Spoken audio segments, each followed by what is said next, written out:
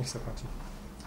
Dobrý deň. Chcel by som vás privítať na tlačovej besede kandidáta ľudovej strany Naše Slovensko na predsedu Banskobystrického samosprávneho kraja, inžiniera magistra Mariana Kotlebu. Ďalej by som chcel tiež privítať za našim stolom pani inžinierku Janku Štrankeldovú, PhD, odborníčku na verejnú správu. Tlačová beseda sa bude týkať dvoch tém.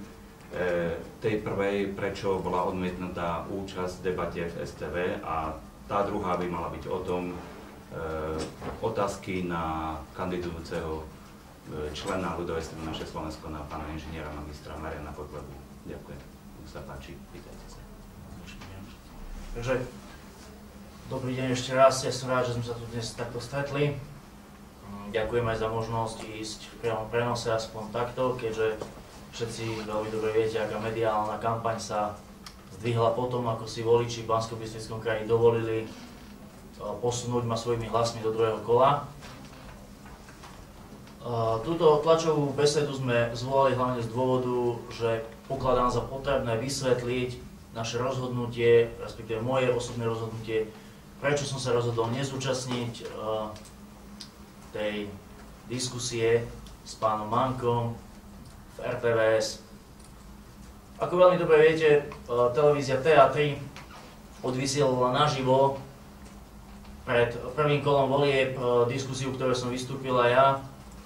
Tí, čo ste ju mali možnosť vidieť, ste mohli posúdiť, že tá diskusia, si myslím, že bola na úrovni, bez nejakých invektív. V podstate bola tam predvolebná debata, na základe ktorej si mohli voliči spraviť názor o tom, kto je kto má aké názory, kto prezentuje aké hodnoty, a potom sa podľa toho rozhodnúť. A ako sme videli, v Banskobystrickom kraji sa ľudia aj rozhodli, tak ako sa rozhodli. A podobné niečo sme očakávali aj pred druhým kolom, najmä potom, ako sa k nám dostala informácia, že televízia TA3 chystá takúto živú diskusiu, respektíve diskusiu vysielanú naživo aj pred druhým kolom volieb do samosprávnych krajov. Na tej tlačovej konferencii, ktorú pán Manka zvolal, verejne v podstate oznámil, že on so mnou do živej diskusie žiadnej nepôjde, kde to zdôvodnil vyhláseniami nejakých nepodstatných organizácií a tým, že mi nechce vytvárať mediálny priestor. Na margo tohto chcem tu pred vami všetkými povedať, že ja si svojich voličov vážim. Ja svojim voličom za ich dôveru ďakujem a určite ich nechcem sklamať, a preto by som si takéto niečo jednoducho nedovolil spraviť. Veľmi rád by som privítal možnosť stretnúť sa s môjim protikandidátom na pôde niektorej z televízií v živej diskusii. Po tomto však vidím túto možnosť ako nereálnu, keďže na diskusiu treba dvoch a pán Manka ako môj protikandidát túto možnosť odmietol. A zároveň chcem povedať, že ja som odmietol účasť v diskusii pripravovanej RTVS, a to z dôvodu, že v televízii tá relácia má ísť zo záznamu.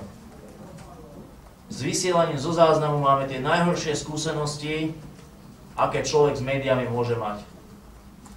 Zostrihané vyjadrenia, zostrihané moje vystúpenie tak, že som sa nespoznal, vystúpenie s prestrihmi kadejakých hajlujúcich skinheadov, bitky na fotbalových štadiónoch.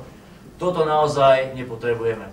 Ľudová strana Naše Slovensko je legálnou politickou stranou zaregistrovanou Ministerstvom vnútra Slovenskej republiky a ja som legálnym kandidátom v druhom kole volieb do samosprávnych krajov.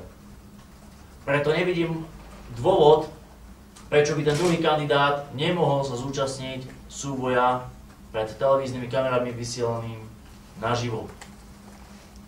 Ja osobne si myslím, že je to aj pre rozhodovanie voličov o mnoho lepšia alternatíva, keď môžu jednoducho naživo vidieť tých ľudí, kto čo povie, kto si za čím stojí, aký má názor. Ja nemám problém môj program a moje názory obhajovať kedykoľvek, kdekoľvek. Moja jediná podmienka je, že tie televízne debaty musia byť vysielané naživo.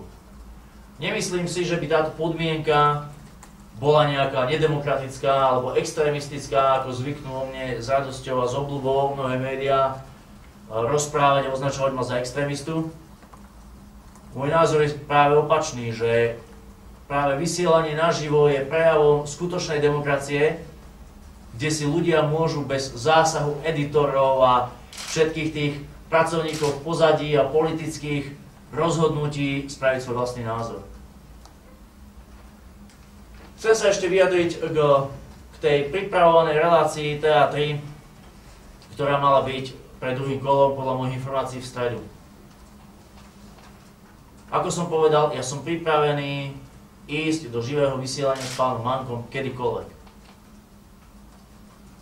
Na druhej strane sa mi zdá také trošku zbytočné alebo smiešné ísť do nejakého súboja, v ktorom ten súper sa dopredu vzdal, v ktorom ten súper z dôvodu svojho strachu do toho ringu ani nenastúpi.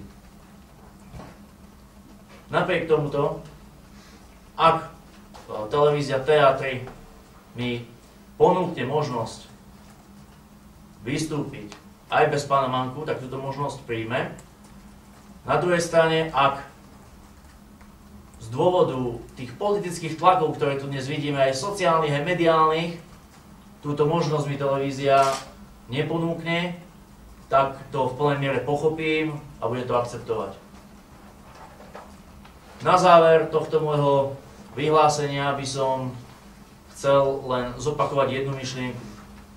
Je podľa mňa veľkou škodou, nie pre mňa, pre ľudí, pre obyvateľov, pre voličov, že si nemôžu vďaka rozhodnutiu pána Maňku náš duel, keď to môžem tak nazvať, pozrieť naživo.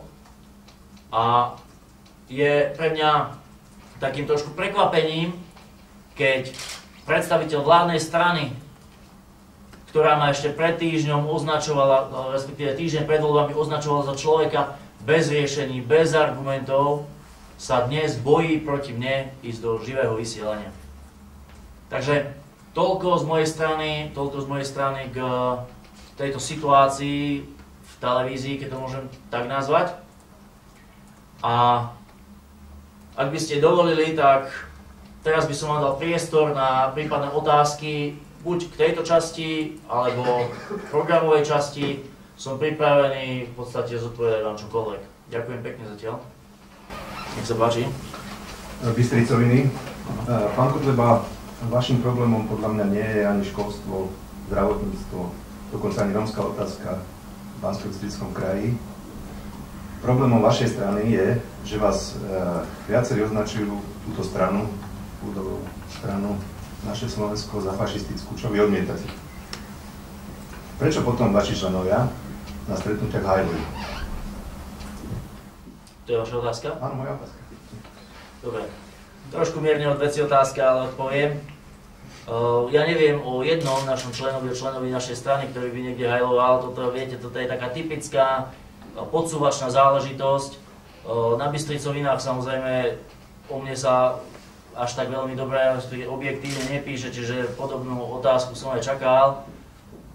Pretože aj vzhľadom na diskusie vašich čitateľov je zrejme, že komu portál Bystricoviny.sk nadrža v tomto súboji predvolebnom. Ak vy máte takúto vedomosť o nejakom hajlujúcom členovi ľudovej strany Naše Slovensko, budem veľmi rád, keď mi to posuniete, ale viete, mňa zaujímajú fakty, nie nejaké fikcie a výmysly a mediálne podsúvačky. A chcem vám na to povedať ešte jednu vec. Mojím problémom dnes tu nie sú takéto veci. Mojím problémom je, ako pomôcť Banskobystrickému kraju a jeho obyvateľom, aby sa mali lepšie, ako sa majú dnes. Aby mohli o 4 roky povedať, že voľba Kotlebu nebola chyba. Pretože ľudia dnes hovoria, že voľba Manku žiaľ nič prelomové alebo extra pozitívne ľuďom nepriniesla. Banskobystrický kraj totiž nie je len Banská Bystrica a Zvolen hlavne, keď spomíname pána Manku, treba spomenúť hlavne Zvolen, kde sa sústredilo, povedzme, významné percento investícií. Banskobystrický kraj to je aj Jelšava, Detva, Rimavská Sobota, Lučenec, Brezno, Revúca. oblasti, v ktorých naozaj musím povedať, že dnes je za trest žiť tých ľuďom. Toto je môj problém a tento problém ja chcem riešiť. Pán, ešte dovolte. Áno. Iste poznáte vášho kandidáta z vašej strany, Tomáša Rosiara, ktorý kandidoval s číslom 34 v Limanskej Sobote. Táto fotografia sa nachádza voľne na Facebooku, okrem vyhlásení vašej strany na Gemery. Chceli ste vidieť alebo predložiť dôkaz, že hajdu. Áno. Tak to je všetko. K tej fotografii vám poviem toľko. Tie inkriminované zábery, ja som sa na to pýtal, boli z nejakých, ja neviem, vo veku možno, keď mal pán Rosiar 15 rokov, dnes má 21-22 rokov, ľudia sa vyvíjajú, ľutujú svoje chyby, ale napriek všetkého vám musím povedať, že pán Rosiar nie je členom ľudovej strany Naše Slovensko, kandidoval s podporou ľudovej strany Naše Slovensko, na našich kandidát. Nech sa páči. Roháček dobil na dneska, ja sa pokúsim trochu vecnejšie ako kolega.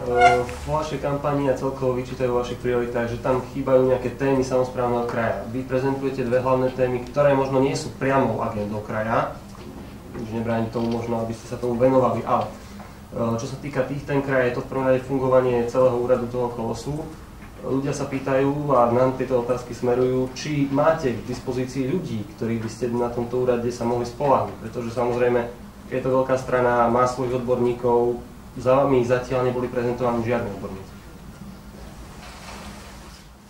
No, trošku vás dám do obrazu o tom, že prezentujem riešenia, respektíve riešim témy, ktoré nie sú celkom problémom samosprávneho kraja. Tá vec sa má trošku inak, viete. Média dnes hovorí, áno, cigánska otázka, bezpečnosť, ja neviem, tá zamestnanosť nie je celkom domenou kraja. To je tvrdenie médií. Ja sa opieram len o fakty, napriek tomu, že máme tu na zástupcov médií, pre ktorých som extrémista, nech poviem čokoľvek, tak sa teraz úplne extrémisticky idem oprieť o zákon číslo 302/2001, možno, že po dneskajšku bude ten zákon označený za extrémistický, ktorý celkom jasne pojednáva o kompetenciách a úlohách samosprávneho kraja. Keď budem citovať niektoré zákony vybrané, aby sme konkrétne sa rozprávali. Paragraf 4 teda z predmetného zákona. Kraj sa podieľa na tvorbe a ochrane životného prostredia. To je veľmi dôležitá vec vzhľadom na to, čo sa dnes deje v Detve, kde naše stanovisko je jednoznačné. Tu kraj mal jednoznačne podporiť tých ľudí nesúhlasiacich s plánovanou ťažbou v Detve a ja ako predseda kraja spravím všetko preto, aby sme si podpolanie proti takýmto nechutným záležitostiam a aktivitám ubránili. To je jedna vec. Kraj sa podieľa na riešení problémov, to je ten istý paragraf písmeno N, ktoré sa týkajú viacerých obcí na území samosprávneho kraja. Nech mi nikto netvrdí, že nezamestnanosť alebo zvyšujúca sa kriminalita, a to nehovorím len teraz o cigánskej kriminalite, sa netýka viacerých obcí na území nášho kraja. Akurát včera mi mailom prišla taká správa, alebo ako to nazvať, podpísaná 20-25 ľuďmi z Detvy, kde sa ma vyslovene pýtajú, pán Kotleba, povedzte nám, ako nám idete v Detve pomôcť, pretože tá kriminalita a ten život s cigánskou komunitou je už neskutočný v Detve. Čiže vy vravíte, nie je to domena kraja, ľudia vravia niečo iné, zákon hovorí niečo iné. Mohol by som tu zo zákona citovať viacej veci, ja som túto otázku čakal. Mohli by sme sa tu hrať na paragrafy, nie je tu na to priestor.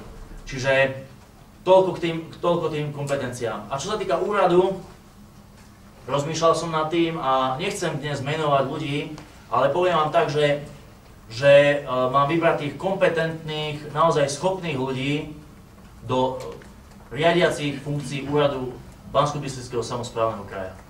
Dnes je ešte možno predčasné sa o tom rozprávať, voliči rozhodnú, ako dopadne druhé kolo a v nedeľu, ak to s pomocou Božou vyjde a zvíťazím, tak v nedeľu sa vám môžete spýtať, aká je moja predstava o zložení, povedzme, vedenia kraja alebo vedenia úradu kraja.